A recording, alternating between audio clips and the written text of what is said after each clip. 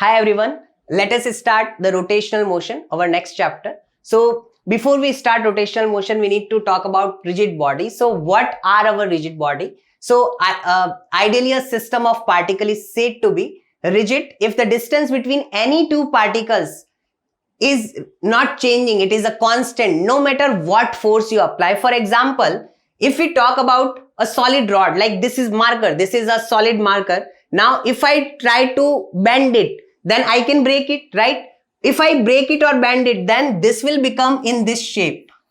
So when that happens, the distance between these 2 points is changing. Initially it was like that. So now when they are coming over here, the distance between them is also changing. So this is not a rigid body. Rigid body is like a perfect solid where the distance can't be changed no matter how much force you apply. Now, if we talk about the motion of a rigid body, then there are two types of motion. One is pure translation motion and another is pure rotational motion. Let us discuss them one by one. So first is pure translation motion. So pure translation motion, basically a rigid body is said to be in pure translation motion if each of its constituent particles, each and every particle undergoes the same displacement as every other particle in any given interval of time. For example, when your car moves, right? So whatever is the front part of your car moves by some displacement. By the same displacement is there for the back part of your car as well. So car is doing the translatory motion, right? Now let us discuss one more example. So this is a simple physics example, that sliding motion of a block down the inclined plane. So if we say that this block reaches over here in some particular time t, and if this point is A, then can I say the A is moving like that? This is the displacement vector for A. And if I talk about this particle, let us say this is B, then B moves all the way up to here in the same amount of duration delta t. If we talk about another particle which is C over here, then this is how C moves. So as you can see, displacement vector for particle A, particle B and particle C all are same, and that is the displacement of the entire body as well. So we can say the rigid body, a rigid body if undergoing translation motion or pure translation motion, then each and every particle lying in the body experiences the same displacement and for any given interval of time. Now that is your velocity. So we can say not only displacement but the velocity or even the acceleration is also same. Now let us discuss the pure rotational motion of a rigid body. So what is pure rotational motion? In pure rotational motion of a rigid body about a fixed axis. So pure rotational motion, rotation always happens about a fixed axis. If every particle of the body moves in a circle, so whenever pure rotational motion takes place, each and every particle is undergoing a circular motion. What is the property of that circle? That it lies in the plane. The circle lie in the plane perpendicular to that particular axis and its center lying on the axis. Let us take an example and understand this thing. If we are taking the example of a ceiling fan, then ceiling fan is rotating, right? As ceiling fan rotate, take any point on the ceiling fan. What is the motion of that ceiling fan? So of that particle. So this particle A lying on the ceiling fan is basically goes over here and comes back. As it moves, it is basically performing a circular motion all the way.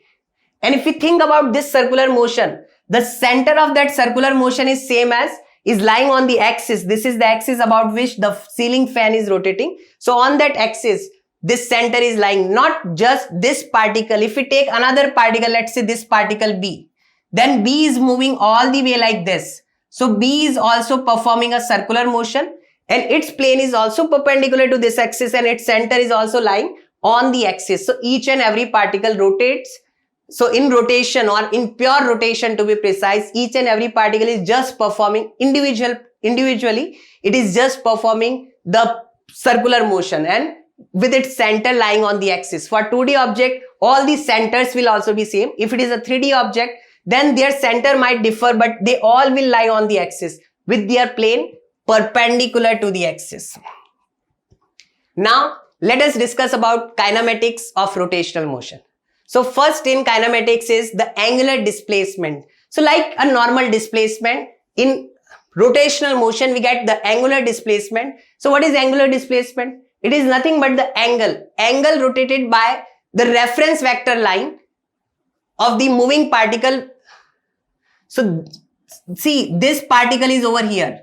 When this is doing pure rotational motion, let's say a circular motion, right? So when this particle is moving along the circle, if we say the center, this line, the radius vector, it is rotating by this much. So the angle covered by that is the angular displacement. So angular displacement is nothing but just an angle, right? So if we talk about SI unit, its SI unit is same as the normal SI unit of an angle. It is just an angle, right? But just with a reference line. So our reference line is rotating by how much? So this is just an angle, and SI unit of all the angles is basically radians. Now it is a vector quantity. So if it is a vector quantity, what is its direction? So for normal displacement, we know that if object is moving from here to here, then that is the direction, right? Here in this case, the direction is given by right hand rule. So basically take your right hand, and here the angle is being covered in anti-clockwise manner. So if you turn it in anti-clockwise manner, your thumb will be pointing, thumb of the right hand will be pointing into the plane of the paper. So direction of theta is into the plane of the paper in this particular case. So generally if it is anti-clockwise, then it is out of the plane of the paper. And if it is clockwise, then it is into the plane of the paper. In this case, it is moving clockwise. So we will say into the plane of the paper. So direction of angular displacement is same as perpendicular to the plane, and it is passing through the center. So kind of it's along the axis, right? Let us discuss the next thing, that is angular velocity. If we talk about angular velocity, it is defined as the rate at which the position vector of a particle with respect to the center rotates, or we can also say the rate of change in angular displacement is called the angular velocity with respect to center. So there are two types of angular velocity. First is the average angular velocity. What is average angular velocity? So average angular velocity is defined as the total angle of rotation divided by total time taken. Now, if our angle is changing from theta 1 to theta 2, when time is changing from t1 to t2, then you can say how much is the angle of rotation? Theta 2 minus theta 1. And what is the time duration? The total time taken is t2 minus t1. So this is known as delta theta, the change in angular displacement or angular displacement done in that particular duration, and this is the time interval, right? So delta t. So this is your average angular velocity. Next is instantaneous angular velocity. How do you define instantaneous? It is basically angular velocity at a particular moment. Now to make that a moment, we say that delta t, the time duration, approaches 0. So when the delta t approaches 0, the duration becomes so small that that small duration is similar to just a particular moment. So I will say that it is time approaching to 0, the average angular velocity. So when the time approaches 0, this time duration becomes infinitely small time duration, and that is written as dt. And what about delta theta? When duration is very small, the change in angular displacement is also going to be very small, so it becomes d theta. So this is how we defined our omega, that is d theta by dt, that is your instantaneous angular velocity. Next is angular acceleration. So what is angular acceleration? Angular acceleration is again the rate of change in angular velocity. So there are two types of angular acceleration as well. First is average angular acceleration. So how do you define average?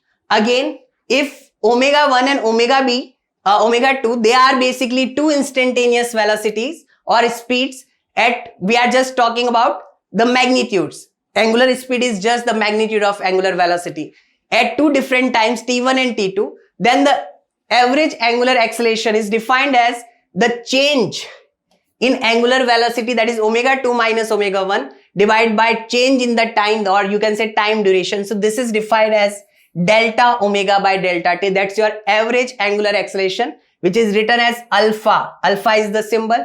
And what about the SI unit? So if we talk about the SI unit, then see the angle for SI unit for theta was radian, the omega, the angular velocity, is basically change in angular displacement divided by time taken. So it is radian per second.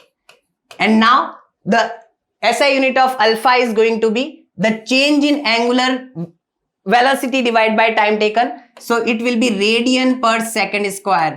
Like this is a vector quantity, these two are also vector quantities. And now let us discuss the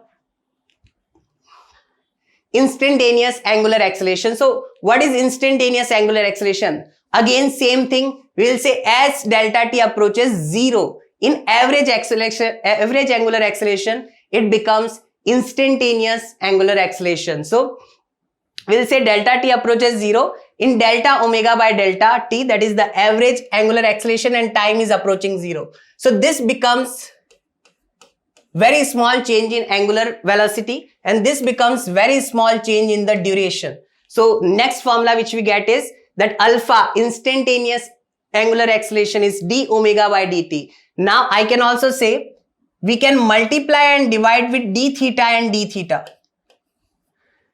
I am saying take this thing separately. So what is d theta by dt?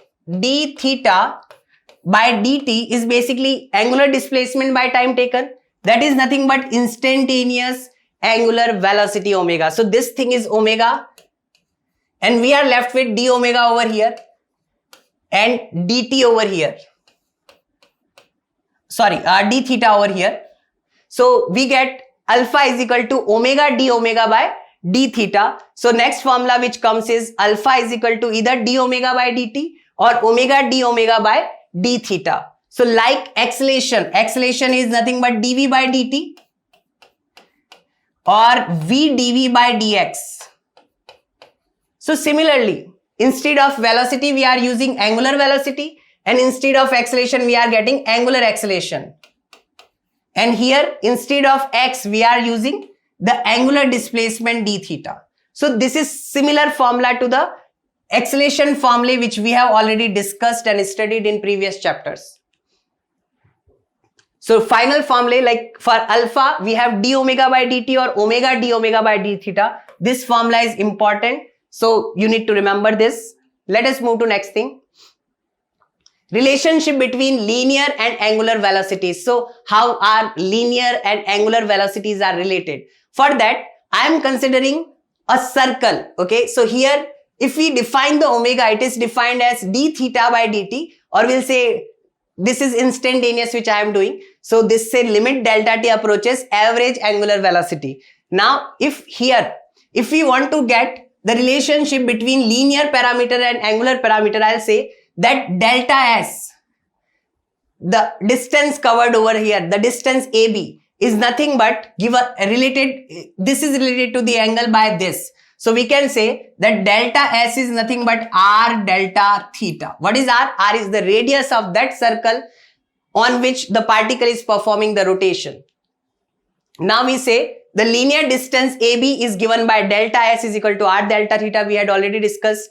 Now if we put the value of delta theta over here, then we say that our normal velocity, how do we define it? Normal velocity is defined as limit delta t approaches the displacement divided by time taken, or ds by dt. And now if we put the s as r delta theta divided by delta t, this r is the radius of the circle which is going to remain constant. Constant can come out. So we'll say r times limit delta t approaches 0 delta theta by delta t, and which is nothing but this thing is our omega, as you can see. So this is r omega. So at the end we can say the linear velocity v is related to the angular velocity as v is equal to r omega. So this is the relationship which we get, and this is again going to be an important relationship which you need to remember. Now let us discuss the radial and tangential acceleration. So when a particle performs rotation, it just doesn't have a single acceleration. There are two accelerations. So one acceleration is basically AT, which is along the tangent, and another is basically AR, which is along towards the center. So if we talk about these two, then of these first one, the AT, it is along the tangent, is called the tangential acceleration. And the one which is towards the center is called either the radial or centripetal acceleration, AR. Let us discuss them one by one. So first is our tangential acceleration. So how do we define tangential acceleration? Tangential acceleration is defined as dv by dt, where v is kind of speed. The tangential acceleration changes the speed at which the particle is performing circular motion. If the speed of the particle is same, then the AT is going to be 0. We know that v is nothing but r omega. So we can also write it is d by dt of r omega. Again, since radius is constant, it becomes r d omega by dt, and d omega by dt is nothing but alpha. So AT is given by r alpha. So if alpha is 0, then omega won't change. So if omega won't change, r won't change. So basically we say that if speed or angular speed, they are not changing, then alpha or AT, both are going to be 0. Next is the radial acceleration. So radial acceleration is given by r omega square, or we can say r omega times omega. So this is basically v. So it can also be written as, and if we multiply and divide with r, so this is basically v square divided by r. So radial acceleration is given by v square by r or omega square r. So this is the radial acceleration, this is towards the center. So what is the job of radial acceleration? Radial acceleration basically, we know that tangential acceleration changes what? Tangential acceleration changes the speed of rotation. But what about the radial one? Radial one basically it changes the direction without change in speed. So if we talk about a particle which is performing uniform circular motion, it is only going to, for uniform circular motion, there is only going to be AR, but AT is going to be 0 because the speed is not going to change. Particle is just, velocity is changing, but only direction is changing. So that is the job of AR. But what about AT? Due to AT, basically the speed changes. So if we talk about the overall acceleration, so for a net acceleration, I would say that there are two accelerations. One is AR and one is AT. AR is always directed towards the center. This is the center of the circle, and AR is directed towards that. AT is always tangential if it is present. Now this might be 0 if we are talking about uniform circular motion, and this will be non-zero. So if we are talking about this, just the circular motion, so AT might be 0 or non-zero, that depends. That speed of the particle is changing or not changing, or we can say angular velocity or angular speed is changing or not changing. So these two are vector quantity. When we add them, this is how our net acceleration looks like. And this is simply, since the angle between AT and AR is always 90 degree. So we can say that our overall acceleration can be like, we can directly use Pythagoras theorem to add these two vectors. So we'll say it is given by under root AR square plus AT square. What is our AR? We had already discussed that AR is basically R omega square or V square by R. And what about AT? It is nothing but dV by dt. So if we say that this formula is nothing but the acceleration, net acceleration is given by AR square, which is R omega square whole square, plus dV by dt whole square. So this is how we give the net acceleration when a particle is performing rotational motion.